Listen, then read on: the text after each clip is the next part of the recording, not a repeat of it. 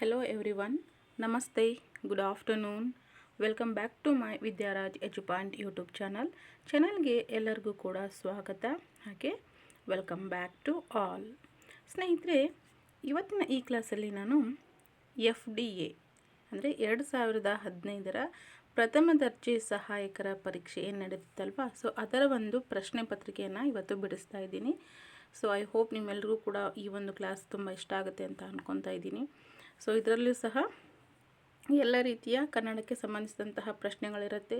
So ಪ್ರತಿಯೊಂದು ಎಕ್ಸಾಮ್ಗೂ ಸಹ ಕನ್ನಡ ತುಂಬಾ ಇಂಪಾರ್ಟೆಂಟ್ ಆಗಿರುತ್ತೆ. ಅದನ್ನು ನೀವು ನೋಟಿಫೈ ಮಾಡಬೇಕಾಗತ್ತೆ. ಓಕೆನಾ?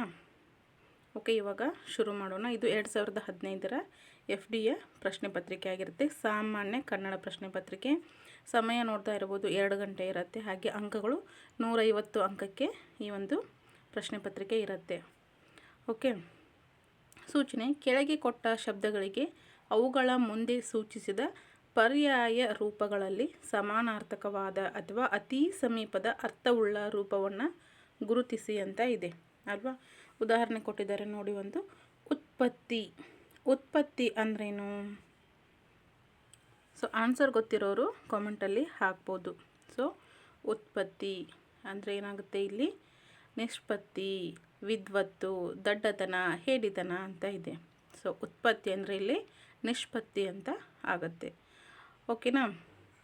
ಇಲ್ಲಿ ನಿಷ್ಪತ್ತಿ ಉತ್ಪತ್ತಿಯ ಅರ್ಥವನ್ನು ಸರಿಯಾಗಿ ಹೇಳುವಂತಹ ರೂಪ. ಆದ್ದರಿಂದ ಆಪ್ಷನ್ ಎ ಅಂದರೆ ಅನ್ನು ಗುರುತಿಸಬೇಕು. ಸರಿನಾ? ಕ್ಲಿಯರಾಗಿ ಕಾಣ್ತಾ ಇದೆ ಅಂತ ಅಂದ್ಕೊತೀನಿ. ಎಸ್, ನೋಡಿ ಇವಾಗ. ಓಕೆ, ಮೊದಲನೇ ಪ್ರಶ್ನೆ, ವಿಜಿಗೀಸು ಅಂದರೇನು ಅಥವಾ ವಿಜಿಗೀಸು ಎಂದರೆ? ಉತ್ತರ ಗೊತ್ತಿರೋರು ಕಾಮೆಂಟಲ್ಲಿ ಹಾಕ್ಬೋದು.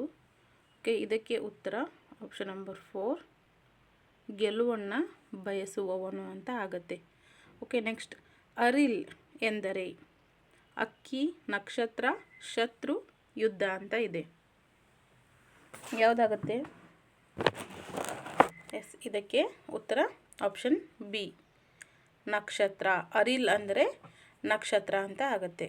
ಓಕೆ, ಮೂರನೇ ಪ್ರಶ್ನೆ, ವಿರಚನೆ ಅಥವಾ ನಿರಚನೆ ಎನ್ನುವುದು ರಚನೆಯನ್ನು ನಾಶ ಮಾಡುವ ಒಂದು ಸಿದ್ಧಾಂತ, ಓದುವಿಕೆಯ ವಿಧಾನ, ಅರ್ಥೈಸುವ ಒಂದು ತತ್ವ, ಪಠ್ಯಕೇಂದ್ರಿತ ಸಿದ್ಧಾಂತ, ಭಾಷಾ ವಿಜ್ಞಾನಕ್ಕೆ ಸಂಬಂಧಿಸಿದ ತತ್ವ ಅಂತ ಇದೆ. ಸೊ ಇದಕ್ಕೆ ಉತ್ತರ ಆಪ್ಷನ್ ನಂಬರ್ ಏನು? ಆಪ್ಷನ್ ಬ. ಯಾವುದು? ಬ, ಓದುವಿಕೆಯ ವಿಧಾನ, ಅರ್ಥೈಸುವಿಕೆಯ ಒಂದು ತತ್ವ ಅಂತ ಆಗುತ್ತೆ. ಓಕೆ, ನೆಕ್ಸ್ಟ್ ನಾಲ್ಕನೇ ಪ್ರಶ್ನೆ ಕಾಣ್ತಾ ಇದೆಯಲ್ವಾ? ಎಸ್, ಪುಲ್ಲವಡಿಗ ಎಂದರೆ? ಹುಲ್ಲು ಮಾರುವವನು, ಹುಲ್ಲು ಹೊರುವವನು, ಹೂವು ಮಾರುವವನು, ಮನ್ಮಥ ಅಂತ. ಯಾವುದಾಗುತ್ತೆ? ನಾಲ್ಕನೇ ಪ್ರಶ್ನೆಗೆ ಸರಿಯಾದಂತಹ ಉತ್ತರ ಹುಲ್ಲು ಮಾರುವವನು ಅಂತ ಬರುತ್ತೆ. ಓಕೆ, 5, ವಿಸರ. ವಿಸರ ಎಂದರೇನು? ಬೆಳ್ಳಿಯ ಸರ, ದೊಡ್ಡ, ಸುಸ್ವರ, ಗುಂಪು. ಸರಿಯಾದ ಉತ್ತರ ವಿಸರ ಅಂದರೆ ಗುಂಪು ಅಂತ ಆಗುತ್ತೆ. ಓಕೆ, ನೆಕ್ಸ್ಟ್, ಕೆಥಾರ್ಸಿಸ್ ಎಂದರೆ? ಭಾವಪ್ರಕಟನ, ಭಾವವಿರೇಚನ, ಭಾವನಿರೂಪಣ, ಭಾವಸ್ಫುರಣ. ಕೆಥಾರ್ಸಿಸ್ ಅಂದರೆ ಏನು? ಏನಾಗುತ್ತೆ? ಆರನೇ ಪ್ರಶ್ನೆಗೆ ಸರಿಯಾದಂತಹ ಉತ್ತರ ಭಾವವಿರೇಚನ. ಓಕೆನಾ? ನೆಕ್ಸ್ಟ್ 7ನೇ ಪ್ರಶ್ನೆ, ಕನ್ನಡದ ಪ್ರಾಚೀನ ತೇದಿಯುಳ್ಳ ಪದ ಇಸಿಲ. ಹೌದಾ? ಎಂದರೇನು? ನಮಗೆಲ್ರಿಗೂ ಗೊತ್ತಿರೋ ಹಾಗೆ ಕನ್ನಡದ ಪ್ರಾಚೀನ ಪದ, ಮೊದಲ ಪದ ಯಾವುದು ಅಂತಂದರೆ ಇಸಿಲ ಅಂತಕ್ಕಂಥದ್ದು ಗೊತ್ತಿದೆ. ಆದರೆ ಇಲ್ಲಿ ಅದರ ಅರ್ಥವನ್ನು ಕೇಳ್ತಾ ಇದ್ದಾರೆ.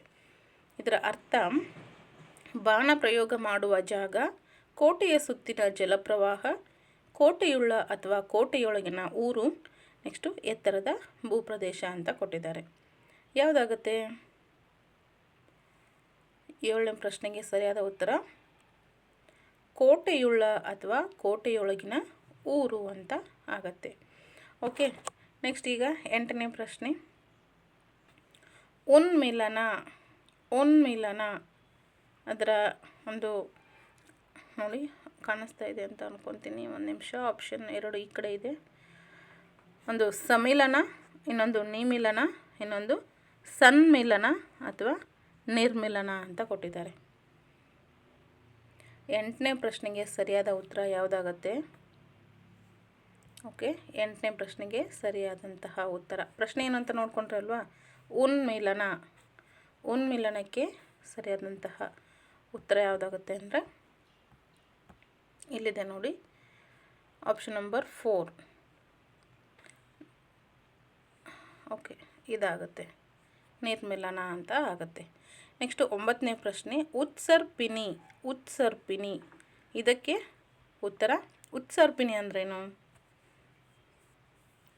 ಎಸ್, ಈ ಪ್ರಶ್ನೆಗೆ ಉತ್ತರ ಅವಸರ್ಪಿನಿ ಅಂತ. ಅವಸರ್ಪಿನಿ. ಓಕೆ, ನೆಕ್ಸ್ಟು 10ನೇ ಪ್ರಶ್ನೆ, ಸದಾಚಾರ. ಸದಾಚಾರ ಏನು ಹೇಳ್ತೀವಿ? ಸದಾಚಾರ ಅಪೋಸಿಟ್ ಅಂತಲೂ ಹೇಳ್ಬೋದು. ಇದು ಸದಾಚಾರ.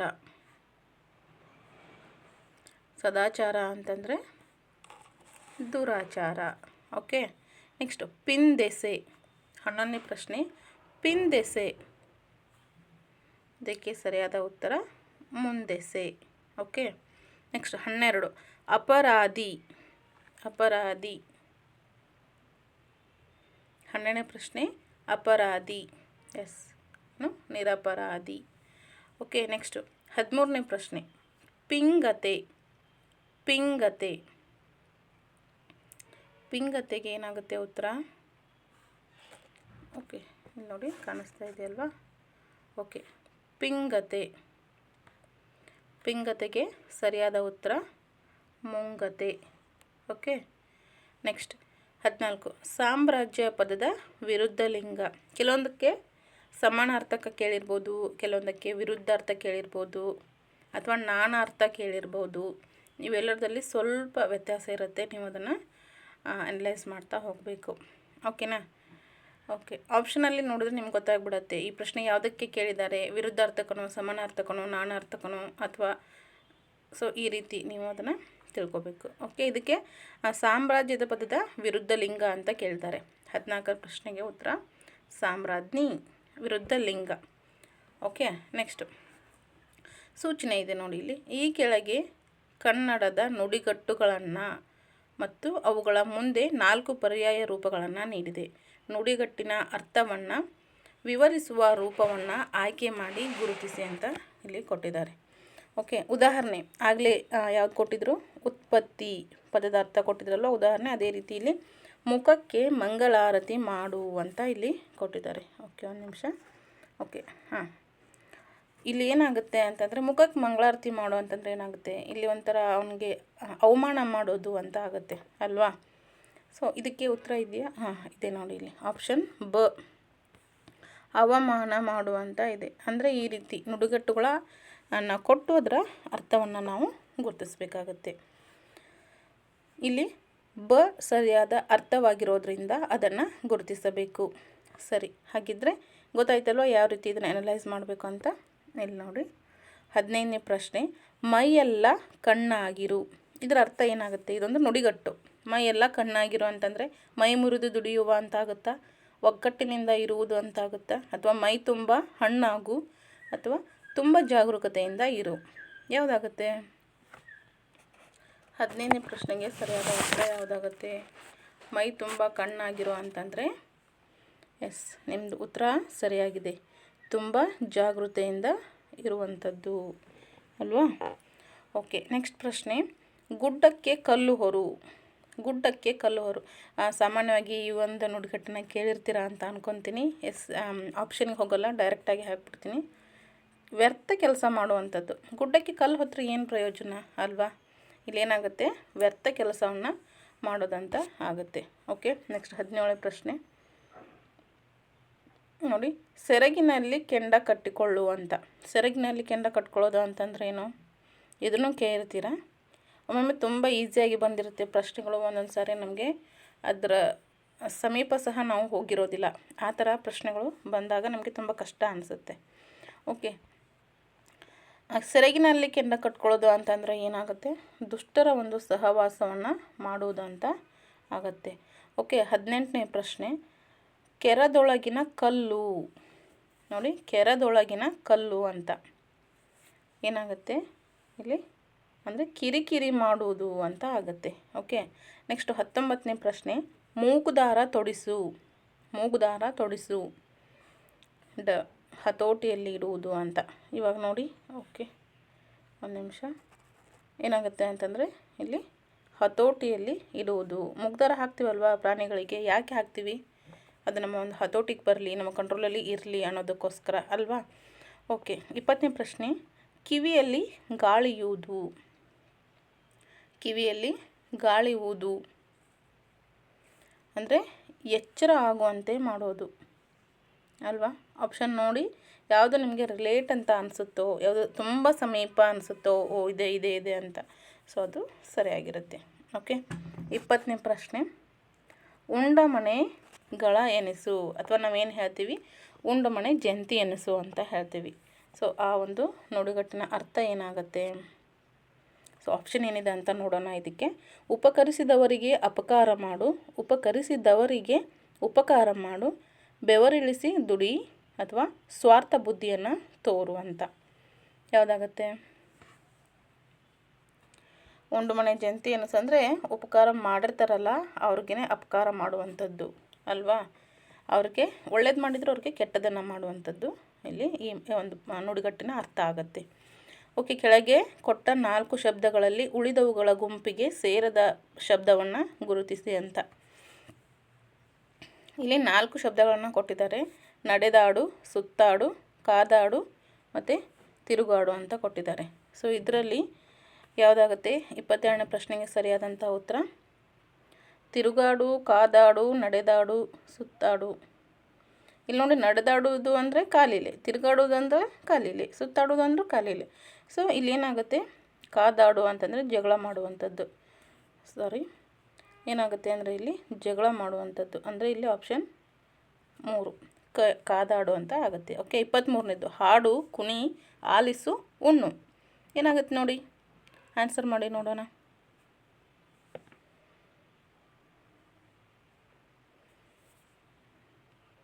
ಓಕೆ, ಇಲ್ಲಿ ಉಣ್ಣು ಅಂತ ಆಗುತ್ತೆ ಅಲ್ವಾ. ಹಾಡೋದು, ಆಲಿಸೋದು, ಕುಣಿಯೋದು ಒಂಥರ ಆದರೆ ಇಲ್ಲೇನಾಗುತ್ತೆ, ಊಟನೇ ಒಂದು ಬೇರೆ ಒಂದು ಪದ ಆಗುತ್ತೆ. ಓಕೆ, 23ನೇ ಪ್ರಶ್ನೆಗೆ 4ನೇ ಆಪ್ಷನ್ ಸರಿಯಾಗಿದೆ. ನೆಕ್ಸ್ಟು 24ನೇ ಪ್ರಶ್ನೆ, ಮೀನು, ಹಡಗು, ತಿಮಿಂಗಲು, ಹಸು. ಎಸ್, ನಿಮಗೆ ಆನ್ಸರ್ ಗೊತ್ತಾಗಿದೆ ಅಂತ ಅಂದ್ಕೊತೀನಿ. ಕರೆಕ್ಟ್, ಹಡಗು ಅಂತ ಆಗುತ್ತೆ ಅಲ್ವಾ. ಇವೆಲ್ಲ ಪ್ರಾಣಿಗಳು ಆದರೆ ಹಡಗು ಅಂತಕ್ಕಂಥದ್ದು ಇದೊಂದು ವಸ್ತು ಆಗಿರುತ್ತೆ. ನೆಕ್ಸ್ಟು 24ನೇ ಪ್ರಶ್ನೆ ಆಯ್ತಲ್ವಾ. ಈ ಕೆಳಗಿನವುಗಳಲ್ಲಿ ಕನ್ನಡದ್ದು ಅಲ್ಲದ ಮತ್ತು ಬೇರೆ ಭಾಷೆಯಿಂದ ಸ್ವೀಕೃತವಾದ ಶಬ್ದ ಯಾವುದು ಎಂಬುದನ್ನು ಇಲ್ಲಿ ಗುರುತಿಸಿ ಅಂತ.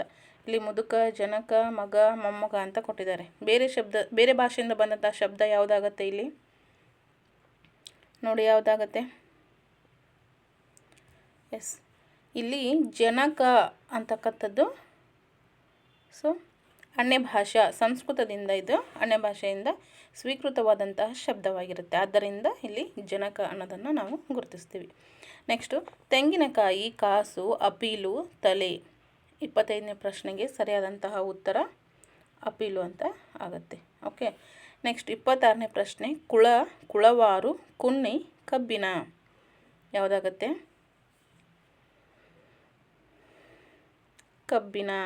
ಓಕೆ, ನೆಕ್ಸ್ಟ್ 27ನೇ ಪ್ರಶ್ನೆ, ತಮ್ಮ, ತಗ್ಗು, ತಟ್ಟು, ತರಕಾರಿ. ಇಲ್ಲಿ ಏನಾಗುತ್ತೆ? ತರಕಾರಿ. ಓಕೆ, ನೆಕ್ಸ್ಟ್ ಸೂಚನೆ, ಕೆಳಗಿನ ವಾಕ್ಯಗಳಲ್ಲಿ ಗೆರೆ ಹಾಕಿದ ಭಾಗದಲ್ಲಿ ದೋಷ ಇರಬಹುದು. ಅದನ್ನು ಸರಿಪಡಿಸಲು ಮುಂದೆ ಕೊಟ್ಟಿರುವಂತಹ ಪರ್ಯಾಯ ರೂಪಗಳಲ್ಲಿ ಸೂಕ್ತವಾದದನ್ನು ಗುರುತಿಸಿ. ದೋಷವಿಲ್ಲದಿದ್ದರೆ ಸುಧಾರಣೆ ಬೇಕಿಲ್ಲ. ಆ ಗಡ್ಡನ್ನು ನೀವು ಗುರುತಿಸಬಹುದು. ಇಲ್ಲಿ ಒಂದು ಉದಾಹರಣೆ ಕೊಟ್ಟಿದ್ದಾರೆ ನೋಡಿ. ಅವರಿಬ್ಬರು ಯಾವಾಗಲೂ ಪರಸ್ಪರ ಹೊಡೆಯುತ್ತಿರುತ್ತಾರೆ. ಇಲ್ಲಿ ನೋಡಿ ಏನಿದೆ, ಹೊಡೆದಾಡುತ್ತಿರುತ್ತಾರೆ ಆಗಬೇಕಲ್ವಾ? ಅದು ಏನು ಮಾಡಿದ್ದಾರೆ ಅವರು? ಹೊಡೆಯುತ್ತಿರುತ್ತಾರೆ ಅಂತ. ಅಂದರೆ ಒಬ್ರಿಗೊಬ್ರು ಹೊಡೆದಾಡ್ತಾ ಇರ್ತಾರೆ. ಸೊ ಇದಕ್ಕೆ ಸರಿಯಾದಂಥ ಉತ್ತರ ಯಾವ್ದು ಬರುತ್ತೆ ಅಂದರೆ ಇಲ್ಲಿ ಆಪ್ಷನ್ ಬ, ಹೊಡೆದಾಡುತ್ತಾ ಇರ್ತಾರೆ ಅನ್ನೋದು ಇಲ್ಲಿ ಬರಬೇಕು ಅಲ್ವಾ? ಸೊ ಈ ರೀತಿ ನಾವು ಮುಂದಿನ ಪ್ರಶ್ನೆಗಳಿಗೆ ಉತ್ತರನ ಹಾಕ್ತಾ ಹೋಗಬೇಕು. ಓಕೆ, ನೆಕ್ಸ್ಟ್ ನೋಡಿ ಇಲ್ಲಿ 28ನೇ ಪ್ರಶ್ನೆ. ನಿಮಿಷ.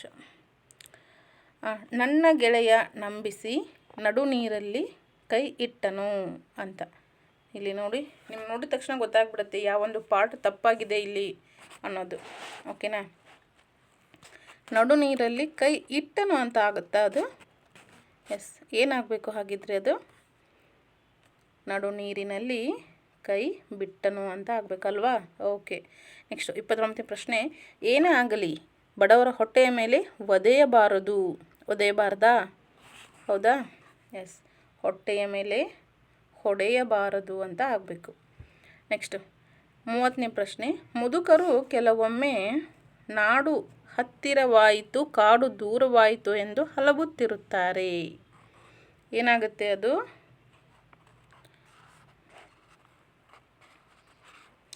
ಅದೊಂದೇನೋ ನುಡಿಗಟ್ಟು ಹೇಳ್ತಾರೆ ನೋಡಿ. ಸೊ ನನಗೆ ಅದು ಸದ್ಯಕ್ಕೆ ನೆನಪಾಗ್ತಾ ಇಲ್ಲ. ಏನು ಕಾಡು ಬಾ ಅನ್ನತ್ತೆ, ಊರು ಹೋಗನ್ನತ್ತೆ ಅಂತಲೇ ಇರ್ಬೋದು. ಮೇ ಬಿ ಕರೆಕ್ಟಾಗಿ ಗೊತ್ತಿರೋರಿದ್ದರೆ ನನಗೆ ಬರೋದು ತಿಳಿಸಿ. ಓಕೆನಾ? ಸೊ ಉತ್ತರ ಏನಾಯಿತು ಇಲ್ಲಿ? ನಾಡು ದೂರ ಆಯಿತು ಕಾಡು ಹತ್ತಿರವಾಯಿತು. ಅಂದರೆ ವಯಸ್ಸಾದ ಮೇಲೆ ಹೇಳ್ತಾ ಇರ್ತಾರಲ್ವ, ಕಾಡು ಬಾ ಅಂತ ಇದೆ, ಊರು ಹೋಗಂತ ಇದೆ ಅಂತ, ಹೀಗೇನೋ ಇದೆ. ಓಕೆ, ನೆಕ್ಸ್ಟು ಮತ್ತೊಂದು ಬೇರೆ ಇದೆ ನೋಡಿ ಇಲ್ಲಿ ಸೂಚನೆ. ಕೆಳಗಿನ ವಾಕ್ಯಗಳಲ್ಲಿ ಕೊಡಲಾದ ಪದಕ್ಕೆ ಪರ್ಯಾಯವಾಗಿ 4 ಕನ್ನಡ ರೂಪಗಳನ್ನು ಇಲ್ಲಿ ಕೊಡಲಾಗಿದೆ. ಅವುಗಳಲ್ಲಿ ಸೂಕ್ತವಾದದ್ದನ್ನು ಆಯ್ಕೆ ಮಾಡಿ ಅಂತ. ಅವನು ಟೆಲಿಗ್ರಾಮ್ ಆಫೀಸಿಗೆ ಹೋಗಿದ್ದಾನೆ. ಅಂದರೆ ಟೆಲಿಗ್ರಾಮ್ ಆಫೀಸಿಗೆ, ಅದನ್ನು ನಾವು ಕನ್ನಡದಲ್ಲಿ ಬರೆದಾಗ ಏನಾಗುತ್ತೆ ಅಂದರೆ ಏನು ಹೇಳ್ತೀವಿ? ತಂತಿ ಕಚೇರಿ ಅಂತೆ. ಓಕೆ, ತಂತಿ ಕಚೇರಿ. ಇಲ್ಲಿ ಆಪ್ಷನಲ್ಲಿ ಕೊಟ್ಟಿದ್ದಾರೆ ನೋಡಿ, ಬ ಅಂತ ಕೊಟ್ಟಿದ್ದಾರೆ. ಸೊ ತಂತಿ ಕಚೇರಿಗೆ ಹೋಗಿದ್ದಾನೆ. ಕೆಳಗಿನ ಪ್ರಶ್ನೆಗಳಿಗೂ ಸಹ ನಾವು ಇದೇ ರೀತಿ ಉತ್ತರನ ಹಾಕಬೇಕಾಗತ್ತೆ. ಓಕೆ, 31ನೇ ಪ್ರಶ್ನೆ. ಇಂದು ಮುಖ್ಯಮಂತ್ರಿಗಳು ನಮ್ಮ ಊರಲ್ಲಿ ಪ್ರೆಸ್ ಕಾನ್ಫರೆನ್ಸ್ ನಡೆಸಿದರು. ಇಲ್ಲಿ ಯಾವುದಾಗುತ್ತೆ? Press conference. ಅದಕ್ಕೆ ನಾವು ಇಂಗ್ಲೀಷ್ನಲ್ಲಿ ಪ್ರೆಸ್ ಕಾನ್ಫರೆನ್ಸ್, ಕನ್ನಡದಲ್ಲಿ ಏನು ಹೇಳ್ತೀವಿ? ಪತ್ರಿಕಾಗೋಷ್ಠಿ ಅಲ್ವಾ? ಕೇಳಿರ್ತೀರ, ಪತ್ರಿಕಾಗೋಷ್ಠಿ. ನೆಕ್ಸ್ಟ್ 32ನೇ ಪ್ರಶ್ನೆ. ಪುಸ್ತಕಗಳ ಜೆರಾಕ್ಸ್ ಪ್ರತಿ ಮಾಡುವುದು ಇಂದು ಸುಲಭ. ಜೆರಾಕ್ಸ್, ಇಲ್ಲಿ ನೋಡಿ ಜೆರಾಕ್ಸ್ ಅಂತ ಕೊಟ್ಟಿದ್ದಾರೆ. ಸೊ ಇದರ ಒಂದು ಕನ್ನಡ ರೂಪ ಏನಾಗುತ್ತೆ? ಜೆರಾಕ್ಸ್. ನಾವಿಲ್ಲಿ ಕಾಪಿ ಅಂತ ಹೇಳ್ತಿದ್ದೀರಾ, ಕಾಪಿ ಆಗಲ್ಲ. ಕಾಪಿ ಅಂದರೆ ನಕಲು ಅಂತ ನಾವು ಹೇಳ್ತೀವಿ. ಓಕೆ, ನಕಲಿಗೆ ಕಾಪಿ ಅಂತ ಹೇಳ್ತೀವಿ. ಜೆರಾಕ್ಸ್ ಅಂದರೆ ಸೇಮ್ ಹೇಗಿರುತ್ತೋ ಹಾಗೇ ಬರೋದು. ಈಗ ನಾವು ನಿಂತರೆ ಬಿಸಿಲಲ್ಲಿ ನಾವು ನಿಂತಾಗ ನಮ್ಮ ಒಂದು ಬಿಸಿಲಿಗೆ ಏನು ನೆರಳು ಬೀಳುತ್ತಲ್ವ, ಸೊ ನೆರಳು ಸೇಮ್ ನಮ್ಮದೇ ಆಗಿರುತ್ತೆ. ಸೊ ಜೆರಾಕ್ಸ್ ಅಂದರೆ ಏನಾಗುತ್ತೆ ಇಲ್ಲಿ? ನೆರಳಚ್ಚು. ಓಕೆನಾ? ನೆರಳಚ್ಚು ಅಂತ ಆಗುತ್ತೆ. ನೆಕ್ಸ್ಟ್ 33ನೇ ಪ್ರಶ್ನೆ. ಅನಿವಾರ್ಯ ಸಂದರ್ಭದಲ್ಲಿ ಸರ್ಕಾರ ಆರ್ಡಿನೆನ್ಸ್ ಹೊರಡಿಸುವುದು ಉಂಟು. ಆರ್ಡಿನೆನ್ಸ್ ಇಲ್ಲಿ ನೋಡಿ ಕೆಳಗಡೆ 2 ಆಪ್ಷನ್ಸ್ ಇದೆ ನೋಡಿ. ಯಾವ್ಯಾವುದು ಅಂದರೆ ಎಸ್, ಕಟ್ಟಪ್ಪಣೆ ಸುಗ್ರೀವಾಜ್ಞೆ ಮತ್ತು ಕಟ್ಟಾಜ್ಞೆ ಆದೇಶ ಅಂತ ಇದೆ. ಓಕೆ, ಯಾವುದಾಗುತ್ತೆ? ಎಸ್, ಇದಕ್ಕೆ ಸರಿಯಾದಂತಹ ಉತ್ತರ ಸುಗ್ರೀವಾಜ್ಞೆ. ಓಕೆನಾ? ನೆಕ್ಸ್ಟ್ 34ನೇ ಪ್ರಶ್ನೆ ನೋಡೋಣ. ಕನ್ನಡವನ್ನು ಕೇಂದ್ರ ಸರ್ಕಾರ ಶಾಸ್ತ್ರೀಯ ಭಾಷೆ ಎಂದು ಘೋಷಿಸಬೇಕಾಗಿ ಕನ್ನಡಿಗರು ತಮ್ಮ ಡಿಮಾಂಡನ್ನು ಆಗ್ರಹಪೂರ್ವಕವಾಗಿ ಮಂಡಿಸಬೇಕು. ಯಾವುದು? ಡಿಮಾಂಡ್. ಓಕೆ, ಡಿಮಾಂಡ್ ಅಂತ ಇಲ್ಲಿದೆ. 34ನೇ ಪ್ರಶ್ನೆಗೆ ಉತ್ತರ ಡಿಮಾಂಡ್ ಅಂದರೆ ಏನು? ಒತ್ತಾಯವನ್ನು. ಓಕೆ, ಒತ್ತಾಯವನ್ನು. ನೆಕ್ಸ್ಟ್, ಮುಂದಿನ ವಾಕ್ಯಗಳನ್ನು ಪದಗಳು ಕ್ರಮಬದ್ಧವಾಗಿಲ್ಲ, ಅರ್ಥ ಉಂಟಾಗುವಂತೆ ಗೆರೆ ಹಾಕಿ ಸೂಚಿಸಿದ ಭಾಗಗಳನ್ನು ಪುನಃ ಜೋಡಿಸಿ ಅವುಗಳ ಅನುಕ್ರಮವನ್ನು ಗುರುತಿಸಿ. ಕೆಳಗಡೆ ಅಲ್ಫಾಬೆಟಿಕಲಿ ಅವ್ರು ಕೊಟ್ಟಿರ್ತಾರೆ. ಯಾವುದು ತಪ್ಪಿದೆಯೋ ಯಾವುದು ಸರಿ ಇದೆಯೋ ಅದನ್ನು ನೋಡಿಕೊಂಡು ನೀವು ಸರಿಯಾದ ಒಂದು ಜೋಡಣೆಯ ಕ್ರಮವನ್ನು ಇಲ್ಲಿ ತಿಳಿಸ್ಬೇಕಾಗತ್ತೆ. ಓಕೆ, ಒಂದು ಉದಾಹರಣೆ ಕೊಟ್ಟಿದ್ದಾರೆ ನೋಡಿ, ಹಾನಿಕಾರಕ ಆರೋಗ್ಯಕ್ಕೆ ಸೇದುವುದು ಸಿಗರೇಟ್ ಅಂತ. ಓಕೆ, ಇಲ್ಲೇನು ಹೇಳ್ತೀವಿ ನಾವು, ಯಾವುದು ಸಿಗರೇಟು ನಮ್ಮ ಆರೋಗ್ಯಕ್ಕೆ ಹಾನಿಕಾರಕ ಅಲ್ವಾ? ಸೊ ಅದನ್ನೇ ಇಲ್ಲಿ ಕೊಟ್ಟಿದ್ದಾರೆ ನೋಡಿ, ಸಿಗರೇಟು ಒಂದು ನಿಮಿಷ, ಎಸ್, ಸಿಗರೇಟು ಆರೋಗ್ಯಕ್ಕೆ ಸಿಗರೇಟು ಸೇದುವುದು ಆರೋಗ್ಯಕ್ಕೆ ಹಾನಿಕಾರಕ. ಅಂದರೆ ಏನು ಬರಬೇಕು? ಫಸ್ಟು ಎಸ್ ಬರಬೇಕು, ಸೇದುವುದು ಆರ್ ಬರಬೇಕು. ಓಕೆ, ಹಾನಿಕಾರಕ, ಸಿಗರೇಟ್ ಸೇದುವುದು ಆರೋಗ್ಯಕ್ಕೆ ಹಾನಿಕಾರಕ ಅಂದರೆ ಕ್ಯೂ ಮತ್ತು ಪಿ ಬರಬೇಕು. ಸೊ ಇಲ್ಲಿ S R Q P, S ಇಲ್ಲಿ ಕೊಟ್ಟಿದ್ದಾರೆ ನೋಡಿ, ಎಸ್ ಆರ್ ಕ್ಯೂ ಪಿ ಎಂಬುದು ಸರಿಯಾದ ಜೋಡಣೆ ಆಗಿರತ್ತೆ. ಓಕೆನಾ? ಆಪ್ಷನ್ ಯಾವುದು? Option S R Q P ಅಂತ. ಓಕೆ, ನೆಕ್ಸ್ಟ್ ಇದೇ ರೀತಿ ನೋಡಿ ಕೆಳಗಿನ ಪ್ರಶ್ನೆ, ಯಾವಾಗಲೂ ಸ್ವಲ್ಪ ನೀರು ಕುಡಿದು ಮಲಗುತ್ತಾ ಇದ್ದರು. ಇದಕ್ಕೆ ಏನಾಗುತ್ತೆ ಅಂತಂದರೆ ಉತ್ತರ, ಯಾವಾಗಲೂ ಸ್ವಲ್ಪ ನೀರು ಕುಡಿದು ಮಲಗ್ತಾ ಇದ್ದರು. ಸರಿಯಾಗಿದೆ ಅಲ್ವಾ? ಇದರಲ್ಲಿ ಏನು ನಮಗನ್ಸಿದ ಮಟ್ಟಿಗೆ ಏನು ವ್ಯತ್ಯಾಸ ಇಲ್ಲ. ಓಕೆ, ಕರೆಕ್ಟಾಗಿದೆ ಇದು. ನೆಕ್ಸ್ಟ್, ಸುಮ್ಮನೆ ದಣಿದ ನನ್ನನ್ನು ಕಾಡಬೇಡಿ ಅಂತ. ಓಕೆ, ಏನು ಸುಮ್ಮನೆ ದಣಿದ ನನ್ನನ್ನು ಕಾಡಬೇಡಿ ಅಂತ ಇದೆ. ಇಲ್ಲಿ ಏನಾಗುತ್ತೆ ಅಂತಂದರೆ ಉತ್ತರ ನೋಡಿ ಜೋಡಿಸಿ ಏನಾಗುತ್ತೆ ಅಂತ,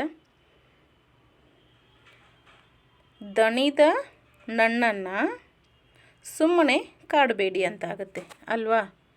ಎಸ್, ಅಂದರೆ ಇಲ್ಲಿ ಉತ್ತರ ಏನು ಬರುತ್ತೆ? ದಣಿದ ನನ್ನನ್ನು ಸುಮ್ಮನೆ ಕಾಡಬೇಡಿ, ಆಪ್ಷನ್ 3 ಬರುತ್ತೆ. ಓಕೆ, ನೆಕ್ಸ್ಟ್, ದೂರದರ್ಶನದ ರಂಗಭೂಮಿಯ ಪರಿಣಾಮದಿಂದಾಗಿ ಜನಪ್ರಿಯತೆ ಕುಗ್ಗಿದೆ. ಇಲ್ಲೇನಾಗುತ್ತೆ? ದೂರದರ್ಶನದ ಪರಿಣಾಮದಿಂದಾಗಿ ರಂಗಭೂಮಿಯ ಜನಪ್ರಿಯತೆ ಕುಗ್ಗಿದೆ ಅಲ್ವಾ? ಇದು ಕರೆಕ್ಟ್ ಆಗುತ್ತೆ. 37ನೇ ಪ್ರಶ್ನೆಗೆ PRQS, ದೂರದರ್ಶನದ ಪರಿಣಾಮದಿಂದಾಗಿ ರಂಗಭೂಮಿಯ ಜನಪ್ರಿಯತೆ ಕುಗ್ಗಿದೆ. ಎಸ್, 38ನೇ ಪ್ರಶ್ನೆ, ವರನಟ ರಾಜ್ಕುಮಾರ್ ಚಲನಚಿತ್ರದ ಕನ್ನಡ ಕಣ್ಮಣಿಯಾಗಿದ್ದಾರೆ. ಇದಕ್ಕೆ ಚಲನಚಿತ್ರದ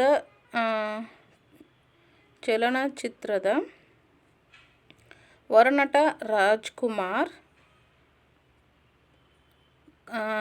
ಕನ್ನಡ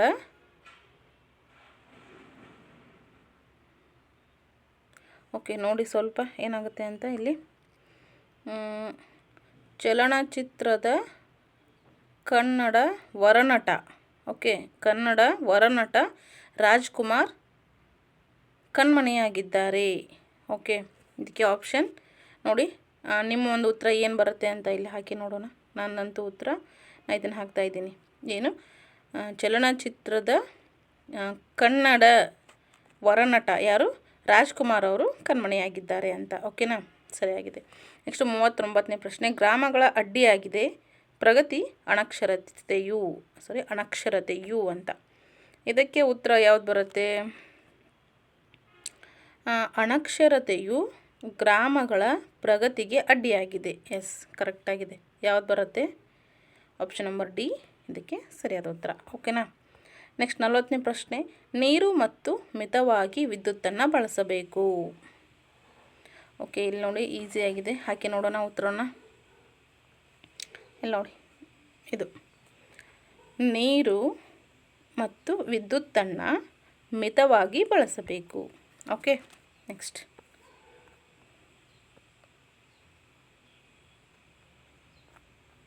ಓಕೆ, ಎಷ್ಟು ಪ್ರಶ್ನೆ ಆಯಿತು ಇವಾಗ? ಓಕೆ, ಇದಾಯ್ತಲ್ವ. ನೆಕ್ಸ್ಟ್ ಇಲ್ಲಿ ನೋಡಿ, ಕೆಳಗಿನ ಸಾಹಿತ್ಯ ಖಂಡಗಳಲ್ಲಿ 6 ವಾಕ್ಯಗಳಿವೆ. 1ನೇ ಮತ್ತು 6ನೇ ವಾಕ್ಯಗಳು ಕ್ರಮಬದ್ಧವಾಗಿವೆ. ಉಳಿದ ಇಲ್ಲಿ ನೆಕ್ಸ್ಟ್ PQRS ಎಂಬ 4 ವಾಕ್ಯಗಳು ಸ್ಥಾನಪಲ್ಲಟವಾಗಿವೆ. ಅವುಗಳನ್ನು ಅರ್ಥಪೂರ್ಣವಾಗಿ ಜೋಡಿಸಿರುವ ಉತ್ತರಗಳನ್ನು ಗುರುತಿಸಬೇಕು. ಉದಾಹರಣೆ, ಒಮ್ಮೆ ಅಕ್ಬರ್ ಬೀರಬಲ್ಲನನ್ನು ಮಾತಿನಲ್ಲಿ ಸೋಲಿಸಲು ನಿರ್ಧರಿಸಿದನು ಅಂತ. ಓಕೆ, ಇಲ್ಲಿ ಉತ್ತರ ನೋಡಿ ಏನಾಗುತ್ತೆ. ನಾನು ಉತ್ತರ ಹಾಕಿಬಿಡ್ತೀನಿ, ಟೈಮು ತುಂಬ ವಿಡಿಯೋ ಲೆಂಗ್ದಿ ಆಗಿಬಿಡುತ್ತೆ, ಅದಕ್ಕೋಸ್ಕರ ಫಟಾಫಟ್ ಅಂತ ಹಾಕ್ತೀನಿ. ಸೊ ಅದು ನಿಮ್ಮ ಉತ್ತರ ಏನಾಗುತ್ತೆ ಅಥವಾ ಹಾಕಿದಂಥ ಉತ್ತರ ಸರಿಯಾಗಿದೆ ಇಲ್ವಾ ಅಂತ ನೀವು ಒಂದು ಸತಿ ಕ್ರಾಸ್ ಚೆಕ್ ಮಾಡಿಕೊಂಡು ನನಗೆ ಕಾಮೆಂಟಲ್ಲಿ ತಿಳಿಸ್ಬೋದು. ಓಕೆನಾ? ಓಕೆ, ಇಲ್ಲಿ ಉತ್ತರ ಅವರೇ ಕೊಟ್ಟಿದ್ದಾರೆ. ಇಲ್ಲಿ ನೋಡಿ, ಆಪ್ಷನ್ ಸಿ. ಓದೋಣ ಒಂದು ಸತಿ.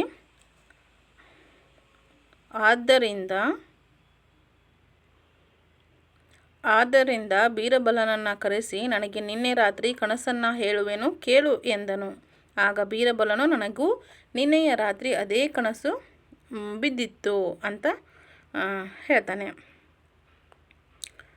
ಅಕ್ಬರ್ ಬೀರಬಲನ ಮಾತು ಕೇಳಿ ತಲೆ ತಗ್ಗಿಸಿದನು. ನೆಕ್ಸ್ಟು, ಏನದು ಕನಸು ಎಂದು ಬೀರಬಲನು ಕೇಳಲು, ನಾನು ಏನಿದು ಮಡುವಿನಲ್ಲಿ. ಓಕೆ, ಒಂದು ನಿಮಿಷ, ಅಲ್ಲಿ ಪ್ರಶ್ನೆ ಕಟ್ಟಾಗಿದೆ, ಅದು ಸ್ವಲ್ಪ ಏನು ಅಂತ ನೋಡೋಣ. ಎಷ್ಟನೇ ಪ್ರಶ್ನೆ ಇದು? 41 ಅಲ್ವಾ? ಓಕೆ, ಒಂದು ನಿಮಿಷ. ಜೇನಿನ ಮಡುವಿನಲ್ಲಿ. ಓಕೆ, ಜೇನಿನ ಮಡುವಿನಲ್ಲಿ ನೀನು ಕೆಸರಿನ ಮಡುವಿನಲ್ಲೂ ಬಿದ್ದಿದ್ದೆವು ಎಂದನು ಅಂತ ಇಲ್ಲಿ ಆಗುತ್ತೆ. ಓಕೆ, ಸೊ ಓಕೆ, ನೆಕ್ಸ್ಟು ಕಾಣಿಸ್ತೈತೆ ಅಂತ ಅಂದ್ಕೊತೀನಿ. ಸ್ವಲ್ಪ ನೋಡ್ಕೊಳ್ಳಿ, ಏನಾದರೂ ಗೊತ್ತಾಗದೆ ಹೋದರೆ ಕೇಳಿ. ಓಕೆ, 41ನೇ ಪ್ರಶ್ನೆ. ಸರಿ, ಒಂದು ನಿಮಿಷ. 41ನೇ ಪ್ರಶ್ನೆ. ಗುರುವಿನ ಬಳಿ ಒಬ್ಬ ಕೇಳ್ತಾನೆ, ಗುರುವೇ, ದಾರಿ ಯಾವುದು ಅಂತ. ಆಗ ಒಂದು ನಿಮಿಷ.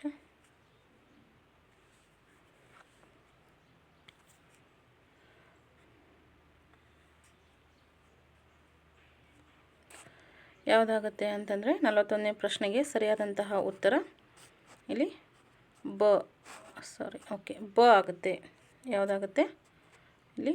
ಬ ಆಪ್ಷನ್ ಸರಿಯಾಗಿ ಆಗುತ್ತೆ. ಓಕೆನಾ? ನೆಕ್ಸ್ಟ್ ಬನ್ನಿ, 42ನೇ ಪ್ರಶ್ನೆ. ಭಾರತ ರತ್ನ ಅಂಬೇಡ್ಕರ್ರ ಬದುಕಿನ ಒಂದು ಘಟನೆ. ನೋಡಿ, ಇವುಗಳನ್ನು ಓದ್ಕೊಳ್ಳಿ, ಸರಿಯಾದ ಉತ್ತರವನ್ನು ಹಾಕಿ. ಉತ್ತರ 42ನೇ ಪ್ರಶ್ನೆಗೆ ಉತ್ತರ ಬ ಆಗುತ್ತೆ. ಫಟಾಫಟ್ ಹಾಕ್ತಾ ಹೋಗ್ತೀನಿ ನಾನು. ಓಕೆ, ನೆಕ್ಸ್ಟು 43ನೇ ಪ್ರಶ್ನೆ. ಕಾಡು ಮೇಡುಗಳಲ್ಲಿ ಅಲೆದಾಡುತ್ತಿದ್ದ ಮಾನವನಿಗೂ ಗೆಡ್ಡೆಗೆಣಸು ಹಣ್ಣು ಹಂಪಲುಗಳೇ ಆಹಾರ ಆಗ್ತಾ ಇತ್ತು ಅಂತ. ಓಕೆ, ನೆಕ್ಸ್ಟು ಎಲ್ಲಿದೆ ನೋಡಿ, ಅದರ ಮುಂದುವರೆದಂಥದ್ದು ಇಲ್ಲಿ ಕೆಳಗಡೆ. ಓಕೆ, ಸೊ 43ನೇ ಪ್ರಶ್ನೆಗೆ ಸರಿಯಾದಂಥ ಉತ್ತರ ಬ, QSRP. ಇದನ್ನು ನೀವು ಇನ್ ಡೀಟೇಲಾಗಿ ಸ್ವಲ್ಪ ಓದ್ಕೊಳ್ಳಿ. ಓಕೆನಾ? ಟೈಮ್ ತುಂಬ ಜಾಸ್ತಿ ಆಗುತ್ತೆ, ವಿಡಿಯೋ ತುಂಬ ಲೆಂಗ್ದಿ ಆಗ್ತಾ ಹೋಗುತ್ತೆ, ಅದಕ್ಕೋಸ್ಕರ. ಓಕೆ, 44ನೇ ಪ್ರಶ್ನೆ. ನೀರು ಮೋಡವಾಗಿ ಮಳೆಯಾಗುವ ಪ್ರಕ್ರಿಯೆ ಹೀಗಿದೆ. ಸೊ ನಾವು ಈ ಒಂದು ಕ್ಲಾಸಲ್ಲಿ ಒಂದು 50 ಪ್ರಶ್ನೆಗಳನ್ನು ಬಿಡಿಸೋಣ. ವಿಡಿಯೋ ತುಂಬ ಲೆಂಗ್ದಿ ಆಗ್ತಾ ಹೋಗುತ್ತೆ, ಅದಕ್ಕೋಸ್ಕರ ನೆಕ್ಸ್ಟ್ ಪಾರ್ಟ್ 2 ಆಗಿ ನಾನು ಈ ಒಂದು ಪ್ರಶ್ನೆ ಪತ್ರಿಕೆನ ನಿಮಗೆ ಬಿಡಿಸ್ತೀನಿ. ಓಕೆನಾ? ನೆಕ್ಸ್ಟು 44ನೇ ಪ್ರಶ್ನೆಗೆ ಸರಿಯಾದಂತಹ ಉತ್ತರ ಯಾವುದಾಗತ್ತೆ? ಬ. 44ಕ್ಕೆ ಬ. ಓಕೆ, ಇದನ್ನು ಸ್ವಲ್ಪ ಓದ್ಕೊಳ್ಳಿ. ನೆಕ್ಸ್ಟ್ 45ನೇ ಪ್ರಶ್ನೆಗೆ ಗುಲಾಬಿ ಮನೆ ತಲುಪಿದಾಗ ಅಪ್ಪಯ್ಯ ಪೇಟೆಗೆ ಹೊರಟಿದ್ದರು ಅಂತ. ಸೊ ಇದಕ್ಕೂ ಸಹ ಆಪ್ಷನ್ ಏನಾಗುತ್ತೆ? ಸಿ ಆಗುತ್ತೆ. ಕ ಅಂತ ಇದೆ ನೋಡಿ, SRPQ ಅಂತ. ಓಕೆ, ನೆಕ್ಸ್ಟ್ ಗೆರೆ ಎಳೆದಂತಹ ಭಾಗದಲ್ಲಿ ತಪ್ಪಿದೆ, ಅದಕ್ಕೆ ಸರಿಯಾದ ಉತ್ತರವನ್ನು ಕೆಳಗೆ ಕೊಟ್ಟಿರೋದ್ರಿಂದ ಗುರುತಿಸಿ ಅಂತ. ರನ್ನನು ವಿಕ್ರಮಾರ್ಜುನ ವಿಜಯಂ ಎಂಬ ಕಾವ್ಯವನ್ನು ರಚಿಸಿದ್ದಾನೆ ಅಂತ. ಓಕೆ, ರನ್ನನು ವಿಕ್ರಮಾರ್ಜುನ ವಿಜಯಂ, ರನ್ನನು ಬರೆದಂಥದ್ದು ಯಾವುದು? ಸಾಹಸ ಭೀಮ ವಿಜಯ ಅಲ್ವಾ? ವಿಕ್ರಮಾರ್ಜುನ ವಿಜಯನ? ಓಕೆ, ಇಲ್ಲೇನಾಗುತ್ತೆ? ಸೊ ಇದು ತಪ್ಪಾಗಿದೆ, ಇದನ್ನು ನಾವು ಇಲ್ಲಿ ಸಾಹಸ ಭೀಮ ವಿಜಯ ಅಂತ ಮಾಡ್ಕೋಬೇಕು. ಸೊ ಈ ರೀತಿ ಕರೆಕ್ಷನ್ ಮಾಡ್ತಾ ಹೋಗಬೇಕು. ಒಬ್ಬ ಕವಿಯನ್ನು ಕೊಟ್ಟಿರ್ತಾರೆ, ಅದರ ಕಾವ್ಯವನ್ನು ಕೊಟ್ಟಿರ್ತಾರೆ, ಅವರು ಬರೆದಿರ್ತಕ್ಕಂತಹ ಕಾವ್ಯನಾಮ ಆಗಿರ್ಬೋದು, ಅವರ ಕಾದಂಬರಿ, ಕಾವ್ಯ, ಕೃತಿ, ಸೊ ಆಧಾರ ಗ್ರಂಥ, ಆತ್ಮಚರಿತ್ರೆ, ಈ ರೀತಿ ಎಲ್ಲ ಕೊಟ್ಟಿರ್ಬೋದು. ಸೊ ಅದು ಯಾರಿಗೆ ರಿಲೇಟೆಡ್ ಇದೆ ಅನ್ನೋದನ್ನು ನೋಡಿಕೊಂಡು ನಾವು ಇಲ್ಲಿ ಹಾಕಬೇಕಾಗತ್ತೆ. ಓಕೆ, 46ನೇ ಪ್ರಶ್ನೆ. ಅಕ್ರೂರ ಚರಿತೆ ಕಾವ್ಯವನ್ನು ಬರೆದವನು ಕವಿ ಕಾಮ ಅಂತ ಕೊಟ್ಟಿದ್ದಾರೆ ನೋಡಿ. ಇವು ಕವಿ ಕಾದಂಬರಿಕಾರನ ಅಥವಾ ಒಂದು ಕಾದಂಬರಿನ ಅಥವಾ ಕಾವ್ಯನ, ಸೊ ಎರಡನ್ನ ಕಂಪೇರ್ ಮಾಡ್ಕೊಳ್ಳಿ, ಉತ್ತರ ಏನಾಗುತ್ತೆ ಅಂತ ನೋಡಿ. ಅಕ್ರೂರ ಚರಿತೆ ಕಾವ್ಯವನ್ನು ಬರೆದವನು ಕವಿನ ಕಾಮ ಅಂತ ಕೊಟ್ಟಿದ್ದಾರೆ, ಬಟ್ ಅದು ಸೋಮನಾಥ ಕವಿ ಅಂತ ಹಾಕ್ತಾರೆ. ಓಕೆನಾ? ನೆಕ್ಸ್ಟ್ ಬನ್ನಿ, 47ನೇ ಪ್ರಶ್ನೆ. ಓಕೆ, ಕಾಣ್ತಾ ಇದೆ ಅಲ್ವಾ? ಎಸ್. ಮಾತೆಂಬುದು ಜ್ಯೋತಿರ್ಲಿಂಗ, ಇದು ಸಿದ್ದರಾಮನ ವಚನದ ಒಂದು ಸಾಲು ಅಂತ ಇಲ್ಲಿ ಕೊಟ್ಟಿದ್ದಾರೆ. ಇದಕ್ಕೆ ಉತ್ತರ ಏನಾಗುತ್ತೆ? ಇದು ಯಾರ ಸಾಲು? ಸಿದ್ದರಾಮ ವಚನ ಸಾಲಾಗುತ್ತಾ? ಇದು ಯಾರ್ದಾಗುತ್ತೆ? ಇದು ಅಲ್ಲಮ ಪ್ರಭುಗಳ ಒಂದು ವಚನದ ಸಾಲಾಗಿರುತ್ತೆ. ಓಕೆ. 48ನೇ ಪ್ರಶ್ನೆ. ನಿರಂಜನ್ ಅವರು ನವ್ಯ ಸಾಹಿತ್ಯ ಮಾರ್ಗದ ಪ್ರವರ್ತಕರಾಗಿರ್ತಾರೆ. ನಿರಂಜನ್ ಅವರು ಪ್ರಗತಿಶೀಲ ಸಾಹಿತ್ಯದ ಒಂದು ಪ್ರವರ್ತಕರಾಗಿರ್ತಾರೆ. ಓಕೆ. ನೆಕ್ಸ್ಟು, ಸಾವಿರಾರು ನದಿಗಳು ಕವಿತೆಯನ್ನು ಬರೆದವರು ಅರವಿಂದ್ ಮಾಲ್ಗಿತ್ತಿಯವರು ಅಂತ ಕೊಟ್ಟಿದ್ದಾರೆ. ಸಾವಿರಾರು ನದಿಗಳು ಅಂತಕ್ಕಂತಹ ಒಂದು, ಓಕೆ ಹೋಯ್ತಾ ಅದು? ಒಂದು ನಿಮಿಷ ಇರಿ. ಓಕೆ, ಸಾವಿರಾರು ನದಿಗಳು ಕವಿತೆಯನ್ನು ಬರೆದವರು ಯಾರಾಗ್ತಾರೆ? ಡಾಕ್ಟರ್ ಸಿದ್ಧಲಿಂಗಯ್ಯ ಅವರು ಇದನ್ನೊಂದು ಕವಿತೆಯನ್ನು ಬರೆದಿರ್ತಾರೆ. ಓಕೆ. 49 ನೆಕ್ಸ್ಟು 50ನೇ ಪ್ರಶ್ನೆ. ದ್ರಾವಿಡ ಭಾಷೆಗಳಲ್ಲಿ ಮೊತ್ತ ಮೊದಲ ವ್ಯಾಕರಣ ತಿರುಕ್ಕುರುಳ್ ಹೌದಾ? ದ್ರಾವಿಡ ಭಾಷೆಗಳಲ್ಲಿನ ಮೊತ್ತ ಮೊದಲ ವ್ಯಾಕರಣ ತಿರುಕ್ಕುರುಳ್. ಇದಕ್ಕೆ ತೊಲ್ಕಾಪಿಯಂ ಅಂತ, ತೊಲ್ಕಾಪಿಯಂ. ಸೊ ಇದು ಸರಿಯಾದಂಥ ಉತ್ತರ ಆಗುತ್ತೆ. ನೆಕ್ಸ್ಟು 51ನೇ ಪ್ರಶ್ನೆ. 51ರಿಂದ ನಾವು ಇನ್ನುಳಿದಂತಹ 100 ಪ್ರಶ್ನೆಗಳಿವೆ ಒಟ್ಟಾರೆಯಾಗಿ. ಸೊ 50ನ್ನು ನಾವು ಇವಾಗ ನೋಡೋಣ. ನೆಕ್ಸ್ಟ್ ಉಳಿದಂತಹ ಮುಂದಿನ ಪ್ರಶ್ನೆಗಳನ್ನು ಇನ್ನೊಂದು ಕ್ಲಾಸಲ್ಲಿ ನೋಡೋಣ. ಓಕೆ. ಐ ಹೋಪ್ ಈ ವಿಡಿಯೋ ನಿಮಗೆ ತುಂಬ ಇಷ್ಟ ಆಗಿದೆ ಅಂತ ಅಂದ್ಕೊತೀನಿ. ಇಷ್ಟ ಆಗಿದ್ದರೆ ಲೈಕ್ ಮಾಡಿ, ಶೇರ್ ಮಾಡಿ, ಹಾಗೆಯೇ ನಿಮ್ಮ ಎಲ್ಲ ಫ್ಯಾಮಿಲಿ ಫ್ರೆಂಡ್ಸ್ಗೂ ಇದನ್ನು ಶೇರ್ ಮಾಡಿ. ಇದುವರೆಗೂ ಯಾರೆಲ್ಲ ಸಬ್ಸ್ಕ್ರೈಬ್ ಮಾಡ್ಕೊಂಡಿಲ್ವೋ ಸೊ ಪ್ಲೀಸ್ ಸಬ್ಸ್ಕ್ರೈಬ್ ಮಾಡ್ಕೊಳ್ಳಿ. ನಮ್ಮ ಒಂದು ಈ ಒಂದು ಹೊಸ ಚಾನಲಲ್ಲಿ ಪ್ರತಿಯೊಂದು ಕಾಂಪಿಟೇಟಿವ್ ಯಾವ್ಯಾವ ಎಕ್ಸಾಮ್ಸ್ ಬರುತ್ತೋ ಸೊ ಅದರೆಲ್ಲದ ಪ್ರಶ್ನೆ ಪತ್ರಿಕೆ ಆಗಿರ್ಬೋದು, ನೋಟಿಫಿಕೇಷನ್ ಆಗಿರ್ಬೋದು, ಆಮೇಲೆ PDF ಆಗಿರ್ಬೋದು, ಎಲ್ಲ ಸಹ ಇದರಲ್ಲಿ ಅವೈಲೇಬಲ್ ಇರುತ್ತೆ. ಸೊ ಯಾರ್ಯಾರಿಗೆಲ್ಲ ಯಾವುದ್ರ ಬಗ್ಗೆ ಮಾಹಿತಿ ಬೇಕೋ ಕಮೆಂಟಲ್ಲಿ ತಿಳಿಸಿ. ಓಕೆ. ಐ ಹೋಪ್ ಎಲ್ರಿಗೂ ಕೂಡ ವಿಡಿಯೋ ಇಷ್ಟ ಆಗಿದೆ ಅಂತ ಅಂದ್ಕೊತೀನಿ. So thank you so much. Next ಮತ್ತೆ ಸಿಗೋಣ.